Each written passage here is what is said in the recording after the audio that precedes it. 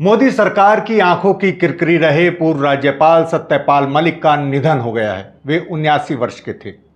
24 जुलाई को उनका जन्मदिन था और आज मंगलवार 5 अगस्त को उन्होंने राम मनोहर लोहिया अस्पताल में आखिरी सांस ली। वे लंबे समय से किडनी की बीमारी से जूझ रहे थे और शायद इससे भी ज्यादा मोदी सरकार की उपेक्षा को झेल रहे थे, क्योंकि मोदी सरकार ने एक तरह से उन्हें अपना दुश्मन चिन्हित कर लिया था।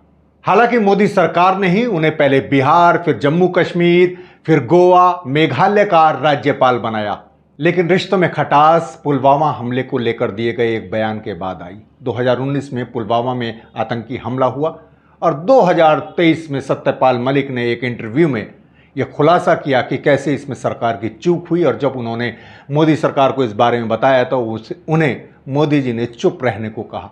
उन्होंने सवाल उठाया कि इतने बड़े सीआरपीएफ के कॉन्वॉय को सड़क मार्ग से क्यों भेजा गया, और इसके लिए उन्होंने गृह मंत्रालय को जिम्मेदार ठहराया। इसके बाद ही वे मोदी सरकार के निशाने पर आ गए और बीजेपी में अलग थलग पड़ गए।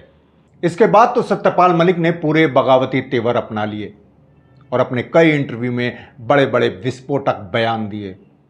उन्होंने किसान आंदोलन को लेकर भी बताया कि कैसे उन्होंने मोदी जी से इस बारे में बात की, लेकिन मोदी जी ने कहा कि उन्हें किसानों के जीने मरने से कोई फर्क नहीं पड़ता। सत्यपाल मलिक मूलतः बीजेपी या आरएसएस से नहीं आते थे, इसलिए उसके खांचे में फिट नहीं बैठ पाए। वे समाजवादी पृष्ठभूमि के थे। 80 के दशक में वो जनता पार्टी से जुड़े और उसके कोटे से राज्यसभा सांसद भी रहे। इसके बाद उन्होंने अलीगढ़ से लोकसभा का भी चुनाव लड़ा और जीतकर वो वीपी सिंह सरकार में मंत्री भी रहे। यही वजह थी कि वो बीजेपी, आरएसएस, मोदी जी, अमित शाह, इनकी आंखों में लगातार खटकते रहे और अब तो बात दुश्मनी की आ गई थी। मोदी सरकार ने उन्हें एक तरह से अपना दुश्मन मान लिया था। यही वजह थी कि उनके यहाँ सीबीआई छापे तक पड़े। एक बार तो जब वो अस्पताल में भर्ती थे, बीमार थे, तब उन्हें सीबीआई का नोटिस मिला, तो ये स्तर आ गया था। और उन्हें किस बात की सजा मिल रही थी? इस बात की कि उन्होंने खुद ही एक भ्रष्टाचार का खुलासा किया था कि कैसे जम्मू कश्मीर का राज्यपाल रहते हुए उन्हें रिश्वत की पेशकश की गई थी।